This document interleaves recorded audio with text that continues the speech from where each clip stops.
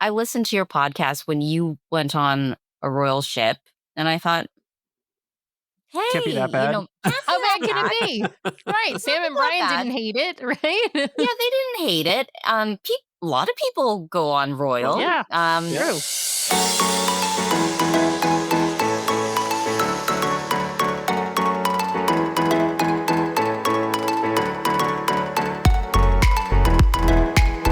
Welcome back, everybody, to this week's episode of the DCL Duo podcast, brought to you by My Path Unwinding Travel. And Sam, yet once again, it is review time.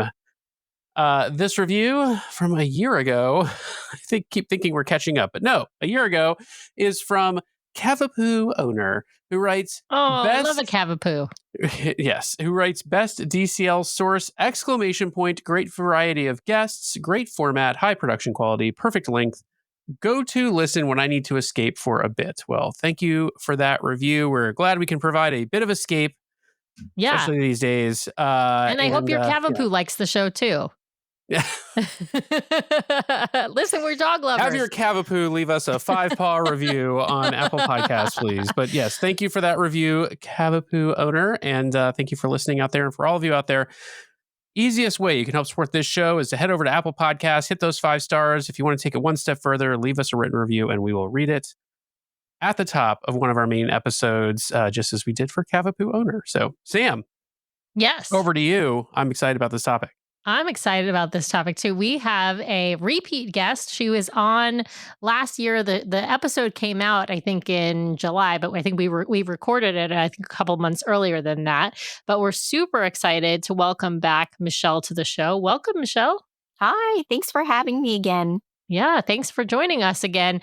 We have a great topic to discuss because as we learned on our prior show with you, for those who haven't listened to it, it was episode 443. It came out on July 20th, 2024.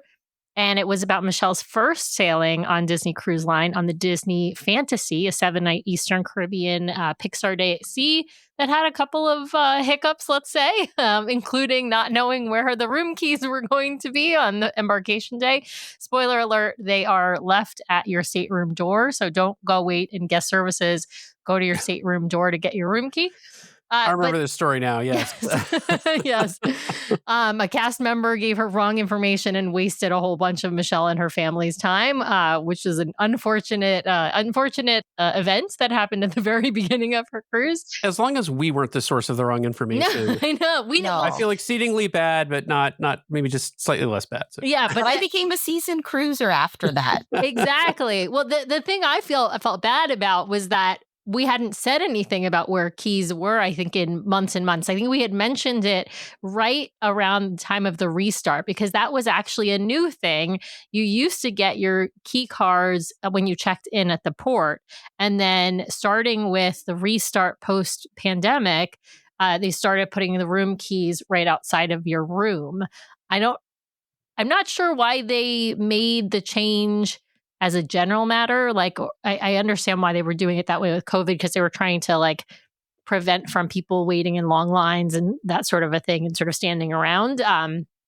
But anyway, we hadn't mentioned it in quite a long time because it didn't really occur to us that a first-time cruiser might not know where the room key would be, but it was helpful that Michelle brought it up.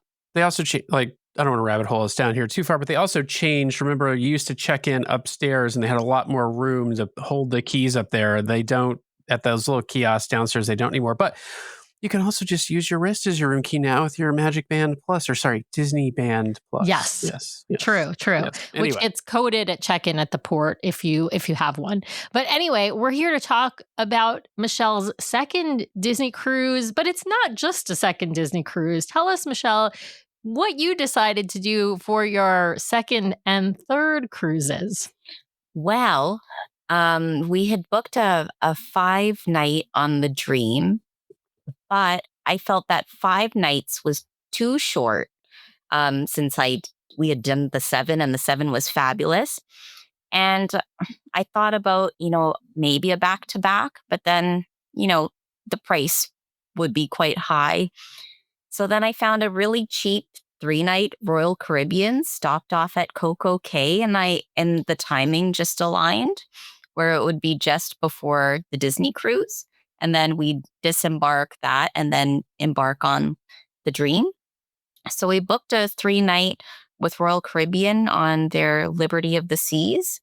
And with the idea that there were really 2 port days with CocoCay and Nassau. So how bad can it be? Like we're Yep. really And if you mostly hate up it, for you're shit. about to go on Disney Cruise. Yeah. So I thought we'd end on a high note in that way. So that Yeah. was what we did.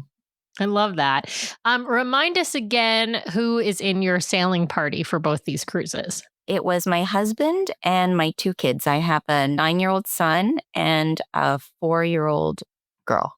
And let's talk a little bit about the planning process. You obviously booked the Disney cruise first and booked the Royal cruise second, but obviously the Royal cruise was happening first. Any sort of major differences between the two in how you were planning? Of course, they're different cruises. One is a 3-night, one is a 5-night, and they go to different places. But did you do any specific research for your Royal Caribbean cruise? And how did sort of your onboard or pre-booking stuff go with Royal Caribbean? We didn't do too much research. I mean, it was just, do the dates align? Do they stop off at CocoCay? That was really the goal, to check out their private island. And then we just booked online through their website. We got an onboard credit at the time. Usually we book through Costco Travel, but the onboard credit was valued more than whatever we could get back in a Costco shop card. So we did that. Booking was pretty straightforward and easy. The only thing that my husband complained about was the aftermath of emails that came to him. Bing, bing, bing, new deal, 30% off. It was like a barrage of emails nonstop. And I think this drove him absolutely crazy. Yeah. That was the thing. You get a lot more marketing from Royal Caribbean for sure. But the other interesting thing is pre-cruise. Did you look at, with Royal, unlike Disney, because they do these sales and things, sometimes you can reprice out and rebook your cruise and save a little money. Did you look at that? We didn't. I mean, and I don't think in the future we will probably be doing that, because we've had some post-cruise bad experience with credit and calling them and getting our final bill sorted. I mean, I think we've had some we've probably spent a total of 2 days between my husband and I just sorting out some onboard credit issues that happened, that I think my husband said, I will never do this again. I'll do it again. I mean, the value is there. But I think he doesn't have a lot of patience for that stuff. Mm-hmm. So in terms of us checking prices and seeing if they'll go down, or I don't think we want to deal with that with Royal Caribbean. I think we're fine to just lock it in at that price and leave it be. We don't want to call customer service. So this is where I will put in a very heavy. So that when people I know exactly what Brian's going to say, because I was going to say the same thing. I said, when people I see online, who needs a travel agent? This is why. Because when things go wrong, then you're not the one spending 2 days of your life dealing with it. Usually your travel agent, and also, when you think about repricing the cruise, I mean, I'm Michelle, I'm with you. I would see all this email coming in and be like, I don't know what to do with this. And Right. I don't have time to sit here and look at each email and understand if it would impact price. But a travel agent will do that. A good travel agent will do that. We used a travel agent years ago that, she would look at every offer coming in, run it across all of her clients, and then figure out if anyone would save money, and then proactively call in and rebook, and then just email you and tell you, hey, I just saved you $150 on your cruise. Fantastic. Yeah. That's a round of drinks or dinner or something. Right. So yeah. Right. Yeah. And no shade on, people who like to use Costco Travel. I totally get it, because you do get that money back in Costco. And that is probably, if you're looking at pure price, that's probably the cheapest way to book a Disney cruise, and on a lot of other cruise lines as well. I still will not use them because I don't like the idea of having to wait on hold for them and not having that personal service of a travel agent. But like I said, if I totally understand why people will go that route, if it makes the difference between, being able to cruise and save that money. I want to ask a question about upfront here. Did you do any research about Royal before you booked it? And if so, like what kind of research did you do? I noticed that the Liberty of the Seas, I think you said, is a freedom class, which is for all of those listening out there, it's the class right before the Oasis class came out. I'm just curious, did you look into the ship or look into Royal further before you booked them? Did you have any sort of like, I got lots of questions and I want to know what's going on here? Or was it just really kind of, this makes sense, we're going to give it a shot? We just thought we'd give it a shot. I mean, the price was way cheaper than a Disney cruise. It stopped off at these two places. I listened to your podcast when you went on a royal ship, and I thought, hey, Can't be that bad. How bad can it be? Right. Sam and Brian didn't hate it, right? Yeah, they didn't hate it. A lot of people go on royal. Yeah, true. And I mean, we tried to see what the rooms would look like because, on the app, when you can choose an interior, an ocean room, a view, or balcony, the photos on the app are not what you actually do get. And I was really confused by that. I thought, the YouTube video of this room looks really old. Does this mean it's been upgraded since that video? Because the video was really old and these pictures on the phone don't look like that. Yeah, no, because they're showing you an example based on their newest ship on the fleet. What was the same room type, right, or same room category, right? Which might even have and it might have a different room arrangement. And it's kind of like what hotels do, though, because hotels kind of do the same thing, right? Where you're booking a room and it's like showing you an image of a room with 2 queen beds, right? And it's a newer room, and then you get to that property and it ends up being in a much older looking room, right? So I don't think it's that. I agree with you. I think it's misleading. But I do think your only recourse in that situation is really to do what you did, which is looking at YouTube to look at the specific room if the room matters, right? Or to sail only on the newer ships. But Royal is kind of notorious for updating things on the ship, but not updating their rooms. And so the room decor tends to be more dated and maybe a little bit more worn than what you will see on Disney. That's not to say that Disney is perfect by any means in updating their rooms. We have been in rooms on some of the ships that are, you can see they're in need of updating. But on the whole, they're still always in better shape than rooms on an older royal ship. The brand new royal ships are, beautiful and updated because they were just built. The other good resource is Cruise Critic, because they have basically dossiers on each ship and then deck plans, and a lot of times they link off to specific YouTube videos for specific rooms. So you can just see them on the deck plan. You're like, oh, there's my room, and you click on it, you can go watch it. So that's another good resource that I use sometimes, especially for cruise lines, not Disney Cruise Line, just to understand what things are like. But yeah. Let's talk about advanced bookings. On Royal, there's a lot of different things you can, book in advance, like dining, specialty dining. You get to choose whether you want to do the My Time dining or set dining or the drink packages. The specialty infamous drink package. Get to choose if you want to do drink packages. You might be able to make reservations for certain shows, not all the shows, but some of the shows you can, do that in advance. And of course, just like Disney, you can book your excursions in advance. Did you guys book anything for, Royal, and what was your decision point on drink packages? And when I say drink packages, I'm not just talking alcohol. I'm also talking about, soda packages, especially for, the kids. Yeah, well, in terms of drink packages, we didn't book that just because my kids don't drink soda and neither do we. So we were okay with foregoing the drink package, but we did book an excursion to Baja Bay Water Park. That was in Nassau. And I had seen that was an excursion through Disney also, but because we had this onboard credit, I thought, let's apply it to this excursion. And plus, it was during one of their 30% off excursions deals that, just seem to be recurring every week. Anyway, but we booked the Baja Bay water park. Nice.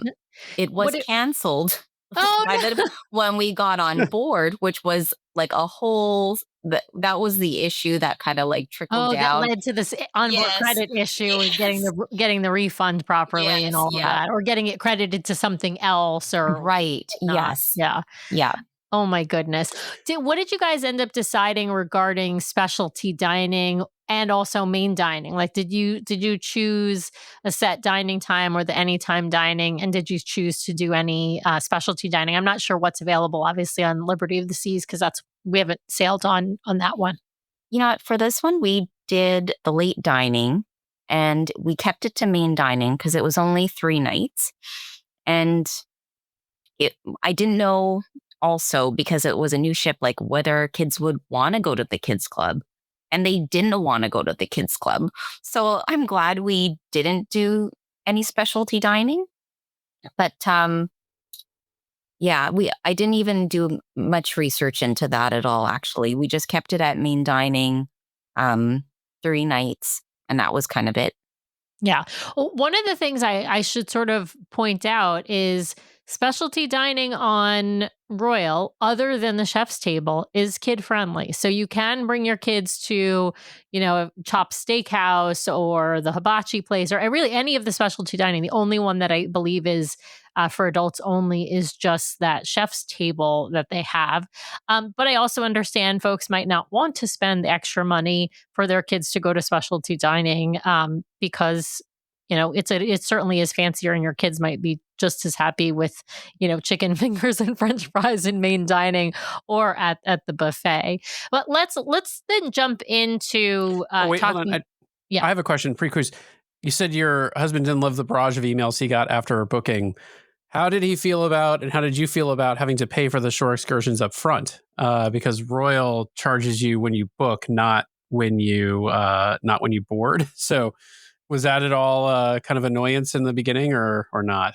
I guess that would have, for us, it didn't matter at the time, but I think, with this whole onboard credit and the excursion canceling, I think maybe if we didn't have to pay ahead of time, that would have alleviated some of these issues we had later on down the line.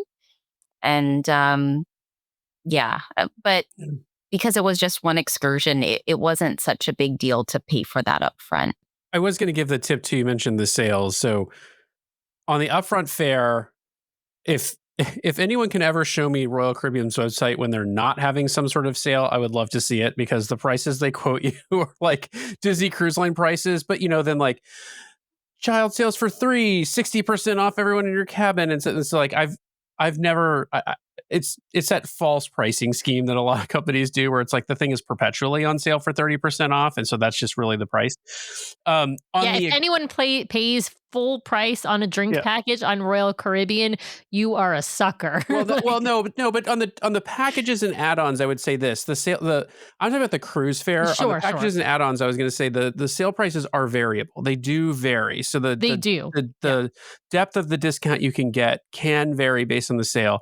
The tip that we got when we had a sailing that was, if you book it before November and then it's happening, later, in the next year or whatever it is, Black Friday is a big day for that kind of stuff on Royal Caribbean. You can see like 50% off some of that stuff. So like you do want to play a game of kind of watching what's available in the sale, because it could be 20%, 25%, 30%, 35%. So like you kind of want to play that game. And I would say if you ever get on and you see a better sale than the one you got, you can always cancel what you booked.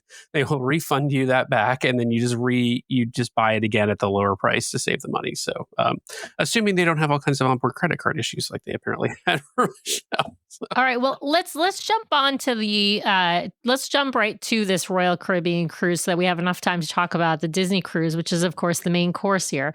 But tell us about boarding. Were you at Port Canaveral or Fort Lauderdale? We are at Fort Lauderdale. Okay. Yeah. And how did the check-in boarding process go at at Royal's terminal in Fort Lauderdale? I think it was pretty straightforward. it was very quick. I felt like we got on very quickly. I don't know if it's because we were in a suite. We got in quickly. The muster was very easy. And I think we just spent some time in the beginning of just kind of going around the ship and seeing what all these places were. And yeah, it was interesting. Yeah. Let's jump in and talk about your suite in particular. Which class did you end up staying in? Were you in, what is it, stars? What, I never remember. Something sky and star. Sea, Sea, sky, star. I never Ooh, remember these. Yeah. Okay, I don't know, but it was but it was a junior suite. I think it was Okay. C the class. lowest level C suite. class. Okay. Yes. Yeah, the ship is very Golden Girls era. Like that is the decor. That's fine because we were just there to go to these two places. But the suite itself, like I was expecting a dump. I know that sounds really bad, but that's what I was expecting. It wasn't. I mean, yes, it's old, but it was clean. It had a huge walk-in closet, a lot of space. The balcony was huge. It had like two lounge chairs and then another. A lot of seating on that balcony versus the Disney ship balcony. Like I found that very small. Oh, yeah. Well, and you're talking like you're able to sail in suite class for a lot cheaper than in on Disney, obviously, and of course, there are different benefits with each level, with different levels, because you wouldn't have had the because you were C class, you wouldn't have had sort of the full array of concierge type amenities, but you still have this really much bigger room than like a regular veranda room on Disney, and a bigger veranda, of course, yeah, which is really nice. Yeah, the room was bigger. There was my husband liked the coffee that came with the room. And I think I remember from listening to the podcast that the shower amenities were better, like the products. So Yes, you actually get like a shampoo, a conditioner, and a body wash, and not a shampoo, conditioner, body wash all in one. Right? But you get an espresso machine. I think I think that's what Royal had, right? Yeah. That if I was remembering, we always went and got like our lattes or whatever at like Starbucks. But yeah, they do have a decent coffee machine in the room, which is really nice. Yeah. Well, let's jump in and talk about onboard activities, because I think the ship amenities are of course one of the things that people want to know about when they decide to venture, outside of Disney. And this is, I think, one of the areas where Royal can have a leg up depending upon the ship. What kinds of things or what kinds of amenities did you and the kids and your husband take advantage of on board? well, the my family tried the pool. I Mhm. didn't. I just remember it being very cold that day. But my husband noticed that the pool wasn't heated, so it was like very freezing. So we tried that. My son tried the water slides and the wall climbing. I think that for my daughter, she wasn't quite the height to do any of those things. So for her, I felt there was actually very little on board for her to do. And I tried the fitness classes. I enjoyed that. All right. So, Michelle, one of the things I think a lot of people want to know about Royal Caribbean ships are the amenities on board. So, I'm curious as to what amenities you and your family used on the Royal Caribbean ship. Well, I think there were definitely more things for my older son to do than my daughter. So he was able to go on the water slides and do the wall climbing, whereas she couldn't do anything like that except for go to the pool. But I actually never went to the pool myself, but my husband did go with them. And he said that, the pool was very empty compared to like a Disney, yeah, compared to a Disney pool. But he said the water was absolutely freezing. So that could have been why. So there was some time in the pool where they hung out. I did some of the fitness classes in the morning. And yeah, we didn't really get to too much because 2 days were at a port. It goes fast. So we spent little time actually really checking out the amenities. Yeah.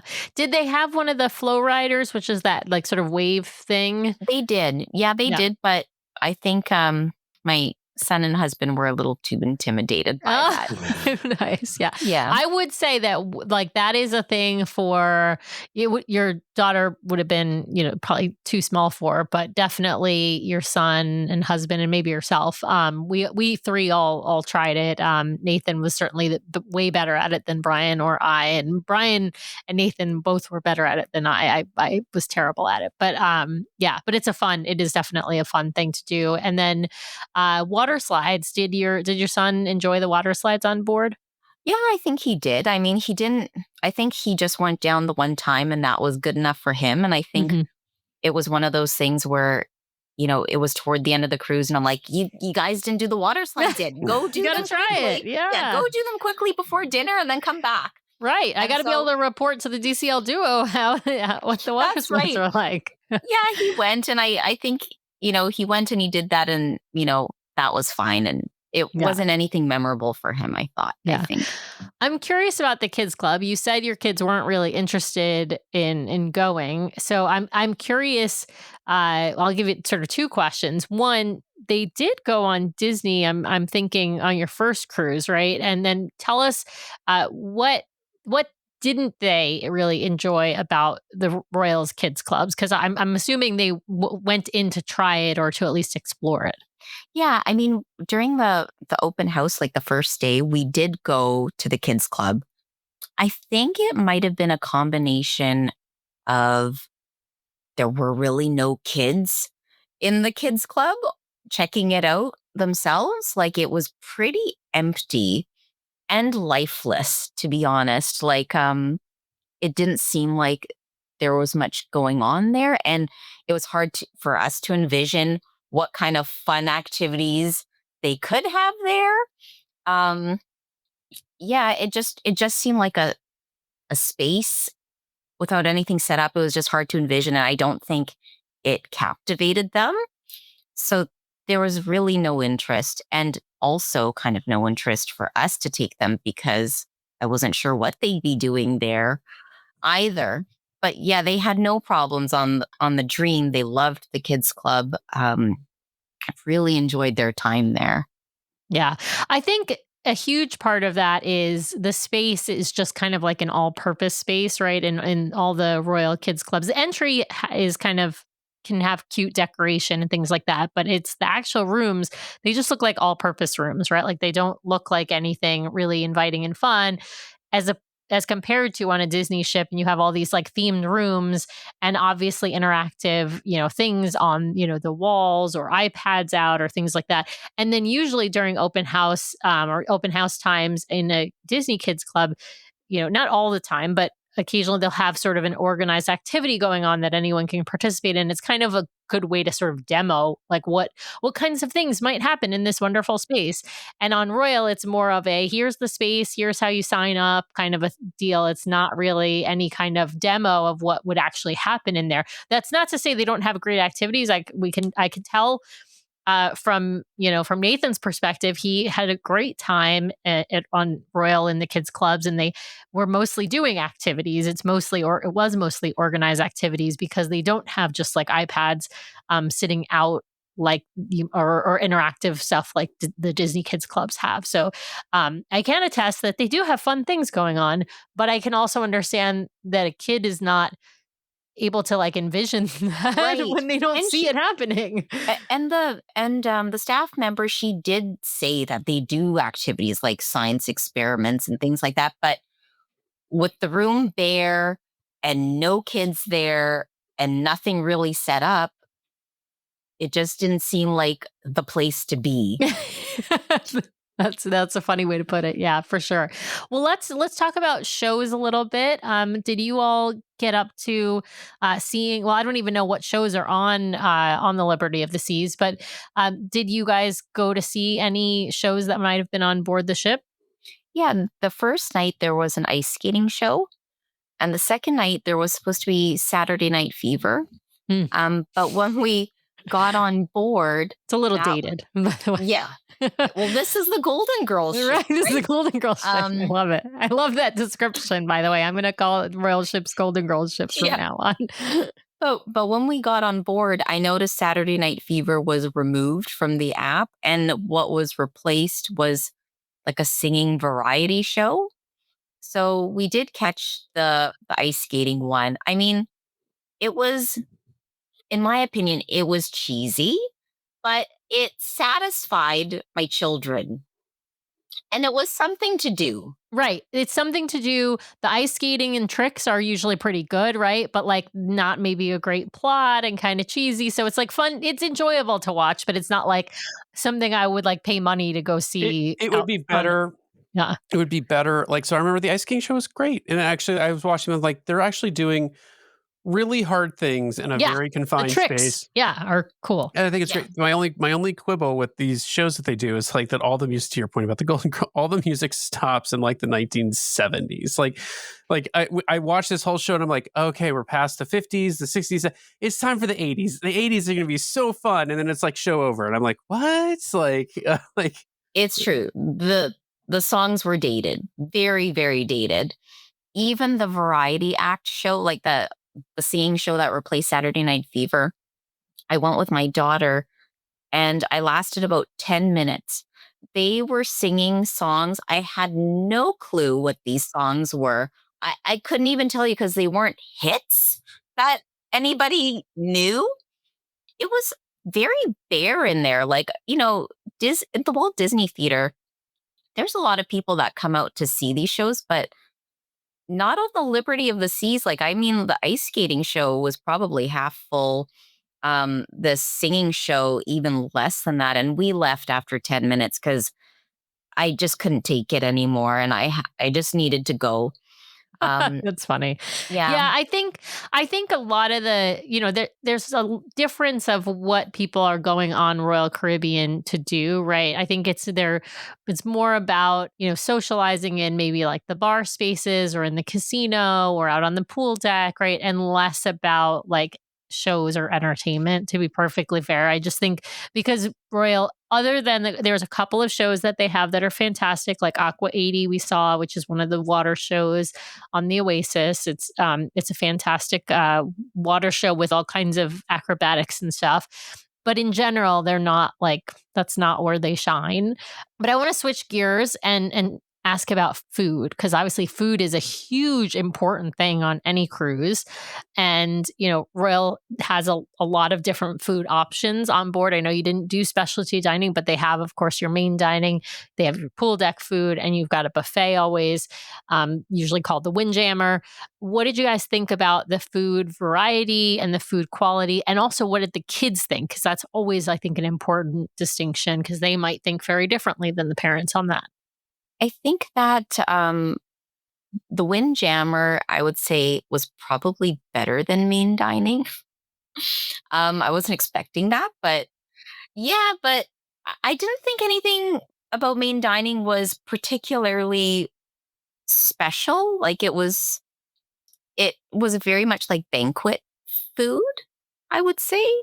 And the one thing I noticed about Royal was anytime there was like baked goods, like a baked bread it was very dry and stale.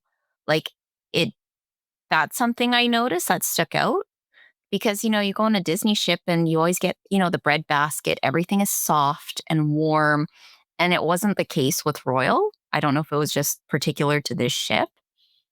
And the other thing I noticed, and maybe it's just this ship, but their soft serve is not really soft serve. Like, I don't know what that is, because it was like ice milk, maybe. Like, it wasn't even like white. It was like an off white, and it didn't have like a creamy texture to it. And I thought maybe this is just like the ship, but CocoCay was the same thing. Like, that soft serve was not soft serve. Like, I don't know what that was, but that's not what I think of when I think of soft serve. Yeah, so I'm not sure if that was just this one experience, but I don't know if it's always like that, but that's kind of what I noticed. But with dining, I thought it was really interesting because we were seated by a couple that came from Israel. And my husband, he lived in Israel and he speaks Hebrew. And this couple, it was, you know, they would have to ask my husband, like what things to order for food. But they kept kosher. But I felt like it was entertaining because every night when they'd get their food, it was almost as if Royal Caribbean didn't know what kosher was. And they would serve them this food that looked like each thing was, it would always be like a protein and steamed vegetables, no seasoning, individually wrapped. Their dessert would come in like a plastic container, sometimes frozen. Like it was pretty awful. And it became, Oh, I bet. yeah, it became a funny joke every night to see like what they would get for dinner, because they would get this and have to reorder based off of what we ordered. And then, they'd pick and choose what they liked based off what they saw. But it was just kind of silly that, I don't know if it was almost treated like they had some severe allergy to some sort of food, but it was interesting. I felt like they didn't know how to deal with this particular couple. I wonder if they just ordered like food for them like through a third party delivery, right? And had like frozen meals basically put on board the ship. Cause I don't think that most of the cruise ships can truly accommodate kosher dietary needs, because it would require having, separate kitchens, and it would require having two separate kitchens, actually a dairy and a meat kitchen.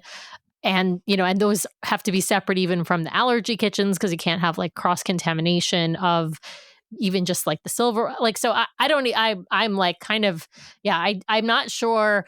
I would probably say for anyone who is like, keeps strictly kosher, I would say you probably either can't cruise or you've got to just go vegetarian on the cruise, and strictly eat vegetarian and not worry, and at least be a little bit more I don't want to say lenient, but be okay with the fact that there might be some cross contamination. And obviously it's not like an allergy, it's a dietary restriction. But yeah, that's kind of mind boggling to hear that they didn't kind of really know how to deal with that. But curious about the kids' food in particular, what the kids thought of the food, and then I wanted to hear the comparison to Disney food, because you said you thought the food was better in Windjammer than in main dining on Royal. But I'm curious as how you think it all compares to the Disney food, both cabanas and main dining. But let's start with the kids' food stuff first. Yeah, I don't think there was the kids didn't mention, the food was bad. They didn't say the food was bad. They didn't rave about the food either. I don't think food for them they could care less, about what they eat. So for them, it didn't really matter to them. Yeah, nothing really stuck out to me about the food. Yeah, I think the kids were just fine. They were fine. Yeah. Yeah, completely fine. And what about how the food overall compares to, Disney food? And I'm talking Disney main dining and cabanas, because obviously we can't compare, you can't compare main dining to like Palo or something like that. Yeah. Well, of course, Disney is way above there in terms of main dining. Like, you can't compare. I mean, even service, though, this time around, I didn't feel that our dining service at Disney was great. I think overall, you just can't compare. The food will be better on a Disney ship. Yeah. And I feel like occasionally on a Disney ship, you'll get, a dish that, is a miss, right? Like not everything is a hit. You might get something that's not hot enough, or that's, maybe the pasta's gummy or something like that. But I've never had like anything truly inedible from, on a Disney ship. And I have had some standout even in main dining, right? Like some standout dishes, and even in main dining. And of course, very standout dishes and specialty dining on Disney. We know that people trust Disney for their vacations, and it can sometimes be a little nerve-wracking to think about trying something new, right, Sam? Yeah, whether you're considering branching out to a new cruise line, an all-inclusive resort, or exploring Europe, the team at My Path Unwinding Travel has the expertise and connections across the globe to plan almost any vacation. They can even help with the Universal parks. They've helped us plan our vacations beyond Disney, including Royal Caribbean, Princess Cruise Line, and Virgin Voyages. Their team of travel professionals all understand the needs of a Disney traveler, can help you decide if another option is right for you, and then guide you through every step of your new vacation experience. Whether you are dreaming of a fun getaway to an all-inclusive resort, a river cruise in Europe, or an adventure in Costa Rica, the folks at My Path Unwinding are ready to help. Even if you have already booked, reach out for a complimentary consultation to make your next vacation even more amazing. If you want to learn more and take advantage of the amazing team at My Path Unwinding Travel, then head over to mypathunwinding.com/DCL Duo or email dclduo@mypathunwinding.com to let them know we sent you their way. Thanks, My Path Unwinding, for sponsoring today's show. Now back to the episode. All right, well, let's shift gears and talk about the private island, CocoCay, or CocoCay as they like to call it on Royal, but I like to call it CocoCay because that's the way the Bahamians call it. I'm curious what you and the kids and your husband, what you all thought of CocoCay. And then, of course, we'll have to switch gears and compare to Lookout and to Castaway, because I know this was your second time at Castaway and your first time at Lookout. But yeah, let's start with CocoCay. I thought CocoCay was nice. It's very similar style to Castaway. I thought that it was nice. We just hung out at the beach. I remember there was like a stingray that kind of was in the water. That was really neat. The kids just kind of had a pool floaty. They played with that. We tried to snorkel. Snorkeling was okay there. Yeah, it wasn't. It was fine. It was just a nice beach day. The food was good. I thought, having like the taco bar was a nice touch. The only thing I didn't like about CocoCay was I could smell smoke, like cigarette smoke. And I wouldn't know where it was coming from. And that was kind of the same thing with being on the pool deck of the ship. Like half the ship is non-smoking and half is, but the wind blows and you're going to smell it. So that was kind of another thing. It was like, ugh. Yeah, I would say they don't have quite as good. I mean, if you're on Disney and you walk through the smoking area, of course you're going to smell smoke. But if you're not walking through or right by the smoking area, you really don't notice it at all. On Royal, because that smoking area is a lot bigger, you're much more, I think, likely to get the waft of smoke, and especially indoors if you go anywhere near the casino, right? Like if you go on the same floor as the casino, or even in the gym, if it's like right above the casino. I remember that we went into the gym on, I can't remember if it was Allure or Oasis, but there was one day I went in the gym and it smelled fine. And then the next day I was in the gym and all I could smell was the stench of smoke that was clearly like coming through the air ducts or whatever from the, from the casino. And it was during the day. It wasn't even like at night when you expect a lot of people to be down there smoking. But yeah, I think that because there's more, there is indoor smoking, and because there's bigger outdoor smoking area, it tends to be more of an issue on Royal. Well, did you check out the pool at all, or did you mostly spend time at the beach? I think Coco's a nice private island experience. I can't really say anything bad about it, except for the fact that you have to like pay for certain, activities on the island. But did you guys enjoy, or spend any time enjoying the pool? I think that's one of the benefits, of course. We didn't do the pool. I think we just spent the whole day on the beach. That's all we really did. We didn't do the pool because the day before we were in Nassau and we did the water park.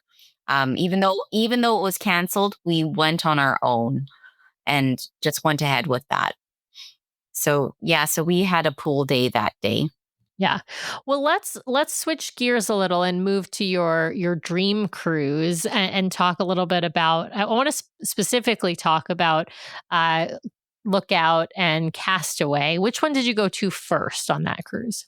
The first one was Castaway. Okay, so you'd already been to Castaway. What did you guys decide to do on Castaway for that day?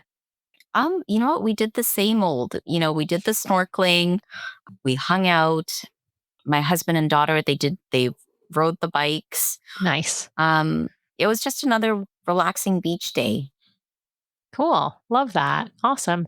Now, and what did you guys decide to do at Lookout? Because obviously this was going to be your first time at Lookout. People, of course, are always wanting to know, like, what do we do at Lookout? Well, there aren't really excursions or that many excursions available yet, but curious what you guys got up to. Lookout was just stunning. That is a gorgeous beach. Even though they don't have like a lot of things to do per se, like there's no floaties and there's no excursions. I mean, the beach was just lovely.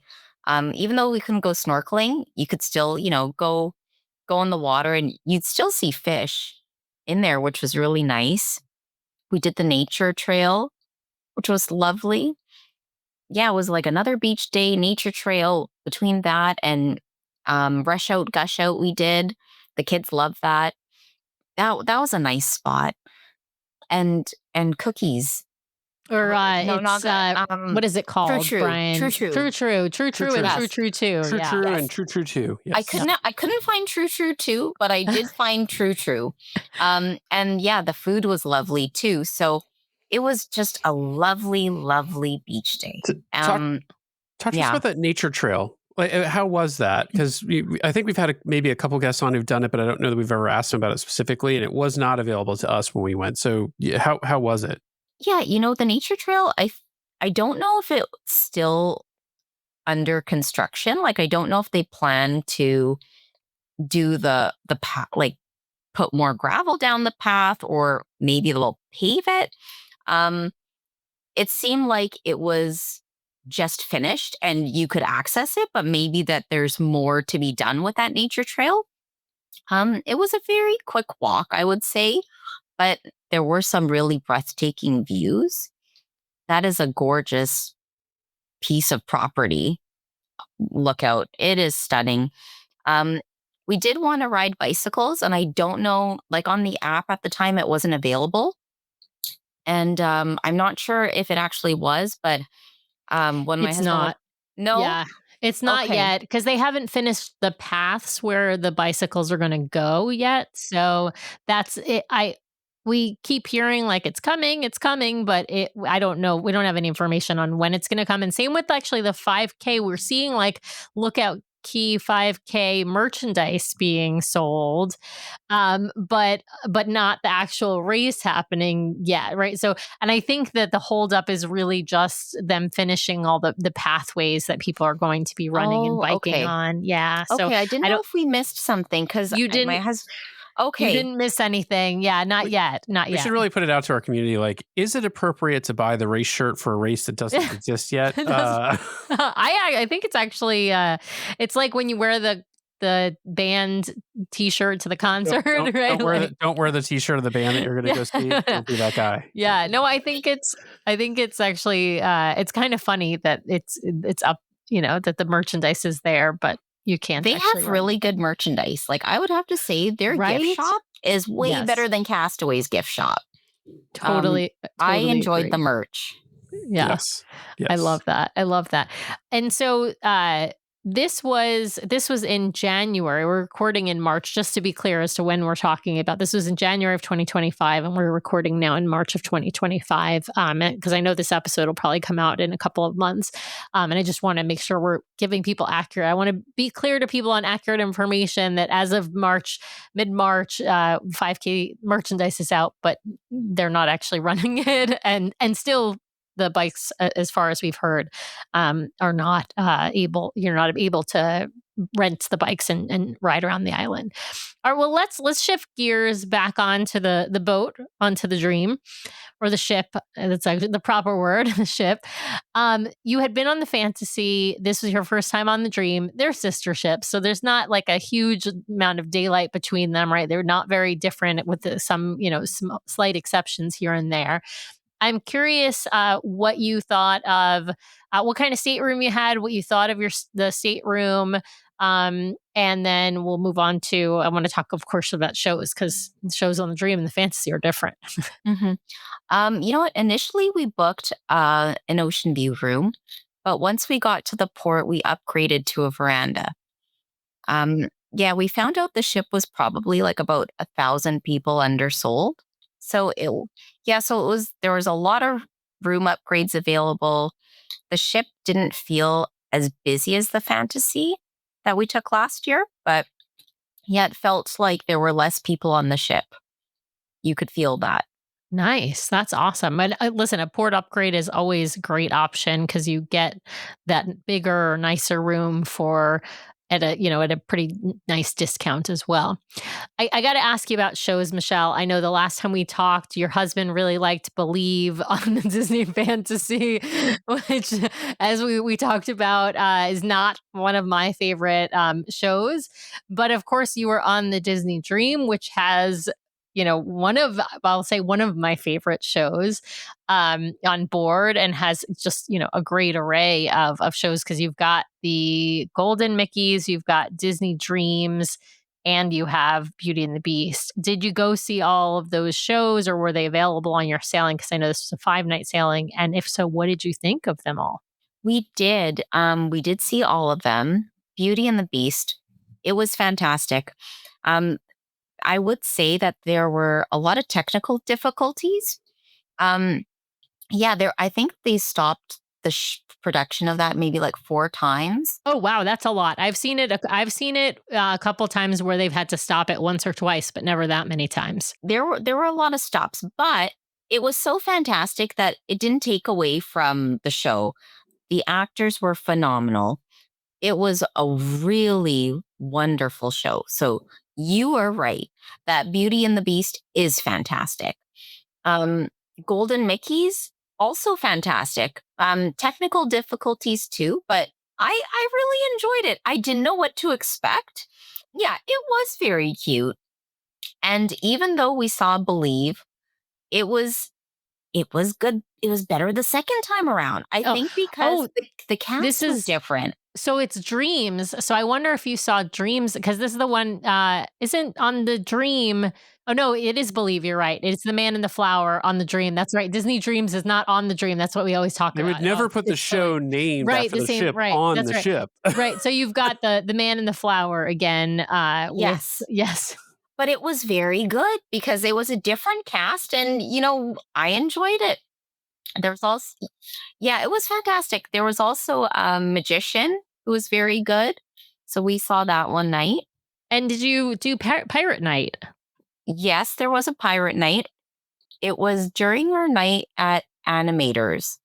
And this was the part that I was a little bit confused, because I was expecting, like, we were at Animators twice, and we had Crush the first night. And I was expecting, was it Animators? Animation Magic. So you only have both shows, meaning Crush and Animation Magic, if you're on a 7-night. Oh, and if you're on it, we were expecting that. We're so excited for that. Yeah. And it was coincidentally Pirate Night. So I thought, or did we miss it because it's Pirate Night? No, they never. So this is one of the bummers of going on a less than 7-night cruise, is you're only going to get one of the animator shows, and on the Dream class, you're only going to get Crush. On the Magic class, you're not going to get even Sorcerer. You're going to get Sorcerer Mickey. You're not going to get even Animation Magic. You got to be on a 7-night. So on the Magic class, you'll get. They don't have Crush on the Magic class. So you'll get Animation Magic one night on a 7-night cruise, and you'll get Sorcerer Mickey on the other night. Wouldn't you also get it on a 6-night though? Wouldn't they do the standard show? They don't. They only do it. Nope. I know they should, but they don't, because they give you get a full Pirate Night. So it's only 7 nights. I'm just thinking, haven't we been on sailings before though, where they, like, the show stays the same? They still do a Pirate Night celebration, but you don't get the pirate menu and such. That is on a 3-night sailing. So on a so on a 3-night sailing, 3-night sailings are the only times where, like, a Pirate Night gets kind of merged with a regular night because you only have 3 rotational restaurants and you want to have like 6 one of night the. is just 2 times. I know, 3 yeah. night, So you really have it to. should But this really is, follow the same yeah, model. I know, but this is what you really have to go on 7-night cruises in order to get like Yeah. the full array of everything on any of the ships.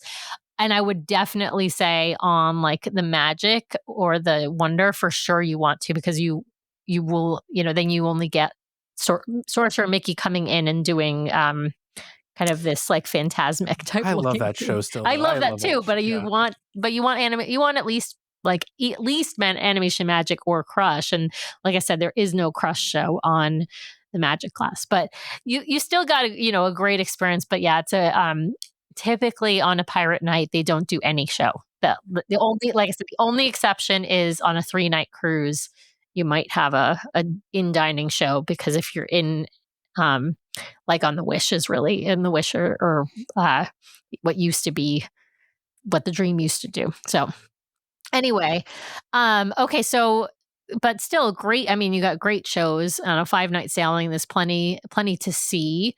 We haven't talked about onboard activities on the Dream, but you already told us the kids actually did do the kids club on the Dream, so that's great to hear. But what kinds of other things did you all get up to on board the Disney Dream? We did towel folding class. That was fun. Yeah. The kids loved the water slides. My daughter, finally, she was able to participate. So she just loved that yellow slide. Yes. Is that the yellow Mickey slide? Yeah. Mickey slide. She loved the aqueduct. That was fun for her, and she was just the right height for that. So that was perfect. We watched Moana 2. Me and my husband, we had brunch at Remy. We spent a bit of time at the adult pool hot tub area. We did some fitness classes. We did a bit of everything. We watched the adult magic show in the evening one night. So we did some things. How was the brunch at Remy? It's usually it traditionally had been a like champagne brunch with more sort of breakfasty kind of, French takes on breakfast dishes, I should say. Gastronomical plays on breakfast dishes, but I think they've shifted more toward like almost like it's like a lunch version of the dinner menu. Kind of approach. I would say that's what it was. It seemed like more of a lunch dinner type of menu. Definitely not a breakfast dinner. Not a breakfast brunch. Was it still like champagne focused, or did they? They did give us some champagne, and then they offered us a flight too. Yeah, it was very delicious. Well, Michelle, I would be remiss in not shifting gears here for a second, and I'm just going to co-opt Sam's rapid fire for a segment I like to call the DCL RCCL throwdown, and that's what I was going to do, Brian. Instead of arbitrary questions and arbitrary rules, we're just gonna go head to head here, and I apply no judgment in this space. So Sam's just gonna have to shut her yap for 5 minutes and let me ask some questions. So here we go. Love you, Sam. All right. So I just want to go over some categories, and you can give it to Royal Caribbean or Disney Cruise Line, and that's how we'll work this. So the pre-booking, or sorry, the booking and sort of pre-cruise experience, like who's doing that better from your standpoint? I think Royal is. Okay. It's just less stressful. You don't have to think about dates, like the windows of booking. You don't have to race to book things like Royal Gathering or things like that. But I guess that speaks to the fact that there aren't enough activities maybe to be racing to. But I think just the ease of things, Royal. Nice. Yeah, we were just dealing with this last night because we are going on a Virgin Voyages cruise, actually. And the shore excursions have been open for quite a while. None of them are sold out. And not quite a while, maybe a week. None of them were sold out. And we were messaging our friends like, oh, what do you think about this? And like, do we have to go on and book tonight? And I'm like, this isn't Disney. So yeah, it's a very different experience for sure. Okay. All right. What about the boarding experience, the terminal and boarding experience? How was that? Who's winning there? I think Disney is at Fort Lauderdale. Like, that is a beautiful terminal. It was easy, fast, clean. I don't know. The Royal one didn't have that vibe. It was very much chaos and you didn't know where you had to go. And yeah, I think Disney does it better at Fort Lauderdale. Overall sort of aesthetics and feel of the ships. Did the Golden Girls win or does Disney win? Disney wins for sure, hands down. That's not even a real question, Yeah. Brian. Some people really love the Golden Girls. Okay, Sam, we gotta, eat Yeah. their own. I think when my husband stepped on the Disney ship, you could see just like the weight lifted off his shoulders. He just like was relaxed. I think that Royal Adventure was just stressful for him. I don't know why, but he was just happy to be on a Disney ship. I find like when you enter Royal and you're in this like shopping mall like experience almost immediately, I feel like my stress level goes up. And when I get on Disney and I walk in and it's just like, I don't know, it's open, airy, there's that connection to the sea. It's just like my stress level immediately goes down. So yeah. Brian, admit it though, your stress level doesn't go down until we're done unpacking and we're done with mustard. No, I will not admit that because I did when I did that preview cruise on the Magic for Lookout Key, we had sailed several non-Disney cruises up until that point, and I remember stepping onto the Magic just being like, a weight is lifted. I like why did I think those other cruise lines were so much better? I feel so much more relaxed on this ship already. So there you go. I told you so. I mean, that's all I'm going to say there. I told you so. yeah, just put that track on repeat. Okay, so ship staterooms. Which stateroom did your family prefer? Disney. And this is hard though. Royal? She did stay on suite class. So it is what it is, Sam. It's still Disney. It's still Disney. The bunk beds, you cannot beat the beds. I think my kids had to sleep on the pull-out sofa in the junior suite, so they did not like that. They did not want to be sleeping together. They just really enjoyed the bunk bed system. We enjoyed it. We liked the privacy curtain. That's not on the junior suite at Royal Caribbean. Even though the room was bigger, we just really enjoyed the Disney room better. Yeah, the layout. I feel like Disney knows how to do the room layout, the bathroom layout, the right? double bathroom. Yeah, it's just there's a lot of like little, even with a bigger room on Royal, which we've done, suite class and had a much bigger room on Royal than we've had on Disney. And I'd still say most of the time I would still prefer even the smaller Disney room. It's so funny too, because on Royal, even in the larger suites, they still love like the privacy curtain over giving you like an actual, like in a loft suite, it's a privacy curtain, even though the expectation is probably that you're going to have someone sleeping down below. And so it's just a weird, I do think it's a weird setup. I appreciate the variety of room types you can get on Royal, but I'm not sure that any of them are like really nailing it from the standpoint of the design and layout. So yeah, I remember my husband was really disappointed with the Royal privacy curtain only going halfway, and he was just really disappointed in that. All right, onboard activities. I think we already know the answer to this question because you've said that they were sparse and few and far between on Royal, and it seems like the kids enjoyed them more. So I'm going to assume you give that one to Disney. Yeah, for sure. It goes to Disney. I felt like on this Royal trip, young children are really an afterthought. It's really catered to the adults on board. I think Royal is also good for like the teens. I think they do a better job. The activities, the more active stuff is more geared towards older kids, right? And so like, even though your 9-year-old probably was able to do, most of the things, I still think it's more like a 13-year-old would enjoy those things even more. Yeah, I think when you step up into the Oasis class, it gets a little bit better. Like they were really sort of more like we got to lean into the family market here a bit. I think Icon class was supposed to do that, but I'm not quite sure it succeeded or not for families because of the just huge crowds. But yeah, what about food? Who's doing it better, Royal or Disney? Definitely Disney. And what I really enjoyed about the dream was that they had upgraded the pool deck food. Yes. Oh yes, you had Chipotle Mickey's at sea. Festival of Friends. Yeah. Although they Yes. didn't have barbecue. Or, They had No, they have Ramon's Taqueria. Cantina, right? It's Yeah. that was awesome. I really enjoyed the taco bar. Yeah, for sure. It's a huge really upgrade. good upgrade for sure. You have not been on the Wish yet, right? This was your second Disney cruise, so Right.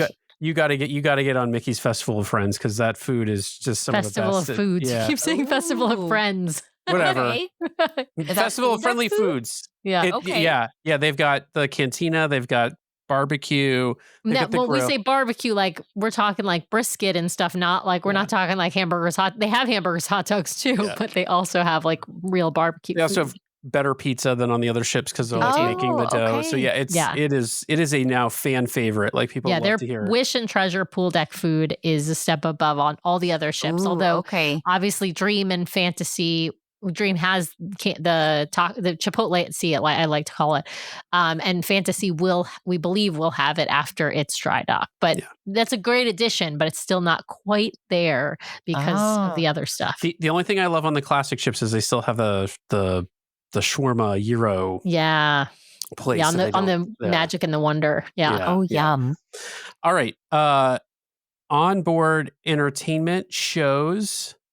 I mean, Disney. Ice skating. Okay, all right. I know. I was trying to set it up. Can the ice skating show beat Beauty and the Beast or the Golden Bees? No, you cannot even make a comparison. Yeah. It's just unfair. Even with technical difficulties, it's unfair, right? Yeah. Yeah, like it's just a different league on its own.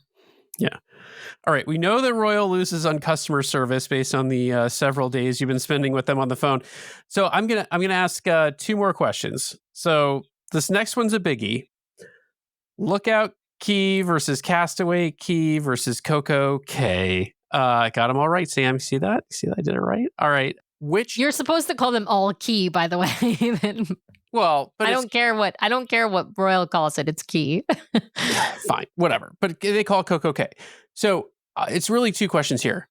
Whose island experience overall is better? I actually think that's a tough question. And then which island experience did you prefer the best of the three?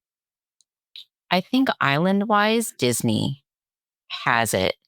Island experience, I really enjoyed Lookout. I didn't think anything could be Castaway, but man, that's a beautiful piece of property. That beach is stunning. The water is gorgeous. I think the infrastructure that they built there is great. They've incorporated the culture really lovely. The food is excellent. Even though nobody can seem to get barbecue corn right on the islands. You're right. None of them can get it right. I think they should just remove it off the menu. Like it's never good. It's always mushy. It's always mushy. Yeah. It's such a waste. But the food is excellent. I really enjoyed Lookout. And I'm kind of kicking myself because we did, make another booking and it only stops at Castaway and thinking, oh man, when can I get back to Lookout? I know. Yeah, we have the same problem. We're not back at Lookout until like November, I think, and that's after last time there was last June. So like we have not been back since. Yeah. I so want to go. I mean, we did go 4 times, but oh, that's true. I just didn't think I would like it as much as I did. Yeah. I really enjoyed it. And there were no fly problems. So good. Yeah. So none of that. We had no issues there. Yeah. All right.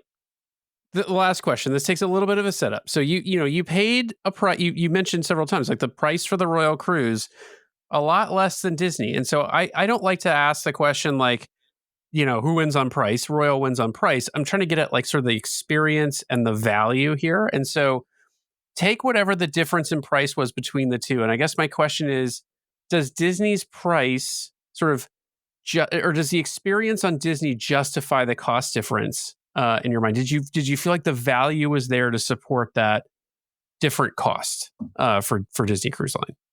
If you were to ask my husband, he would say yes. He does not want to think about Royal Caribbean ever again in his life. But I love that. Your husband is me. No, I'm just kidding.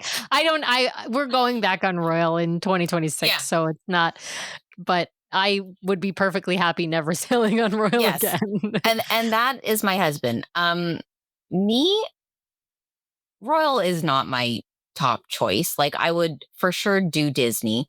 I would never do a Royal on its own, but I would do a Royal to piggyback with the Disney if I wanted to make my trip longer.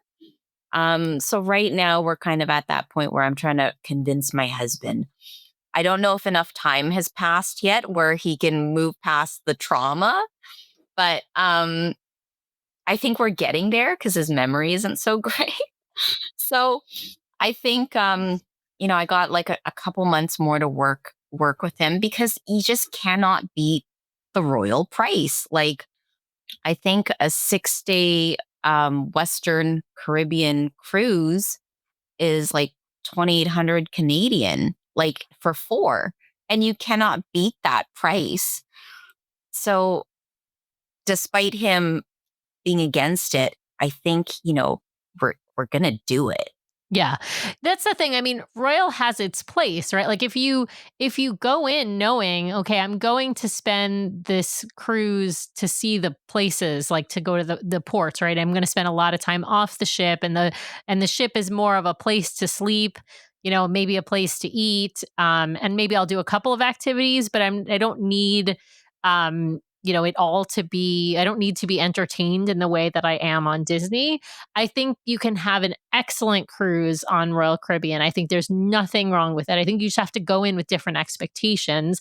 And I also think you can choose which ship, right? Like there's a Royal, some of the ships do better on certain amenities and certain entertainment. And so I think, leaning towards, an Oasis class ship, I think is a great option. I also think, Michelle, for your kids, I think that they're going to like Royal more than they do when they're a little bit older. I think, right, especially your daughter, most of the activities she's really too young for at this point. And so, when she's maybe your son's age and when your son's in his like tween or young teen years, like that's kind of a better fit for a Royal cruise than the current ages. Just my opinion. I mean, I know there are people who are happy with Royal with young kids, and that's, that. But I agree with you. I think Yeah. when they're older, it could be, they'll get more out of it. But at this point, yeah, I mean, I'll still do it. I didn't have any problems with it. I'm just there to get off on the stops and enjoy myself. And we did do that. Like, we had great time, and twice in Nassau, we really enjoyed ourselves. Yeah, I would say, I would echo what Sam said about an Oasis class. If you can get on a short cruise on an Oasis class, or I don't know if the Icon class will be sailing, shorter cruises or when, but like those ships, one, they're newer, so they don't give you that Golden Girls vibe. Two, almost all of the Oasis class have gone through their refresh. I think the last ship's going through refresh this year. So, there's things that are updated. Lots more to do on board, escape rooms, and in addition to all the activities you saw before, updated show experiences, lots more. I would encourage specialty dining too. I think the food is much better in some of the specialty dining on board. So, if you can get past that like nickel and diming a little bit and do some of that stuff, I think you can sort of cobble together something that's close, but not quite a Disney experience for a little bit less money. I mean, my heart's still with Disney. I'm with you. Like, like the atmosphere, everything about the ships is like that. Well, and it helps if you're not a soda drinker and the drink package is just not a thing, right? That's a bonus as well. Yeah. Well, Michelle, what's next? Sounds like, other than waiting for your husband's memory to reset, like what are you eyeing next? Well, we did book We do have one of those flashy Men in Black things that you can just like zap his memory. I need one of those. You need one of those. We did book a 5-night on the Destiny. Ooh. But again, I'm trying to make it longer. And so I'm looking at Royal to get us there, because I'm thinking, do I want to do a back-to-back Destiny and see, it'd be the same shows, I'm assuming. I don't know how much they change in terms of like not the main stage shows, but in terms of like the magician or the Hmm. whatever. I don't know if they change those out. They do sometimes, but it's really variable because sometimes a magician or a variety act performer will come on and do multiple cruises in a row, but sometimes they won't. Sometimes they'll do one and then they'll come back in 3 weeks, and somebody else will come on. So it's really variable, and it's honestly impossible to predict as far as whether or not you're going to have the same variety act. If you do a back to back, you will have the same main stage shows. That's for certain.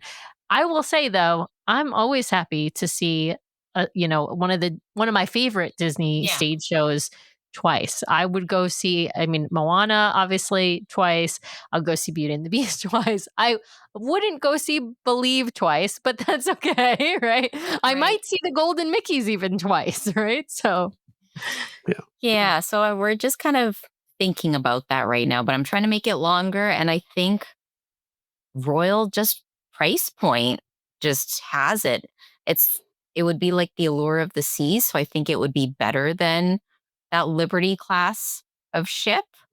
There's an escape room on there, so I think maybe this could be something that everybody is happy about at the end of the day. So we'll see. I'm still trying to work the husband there.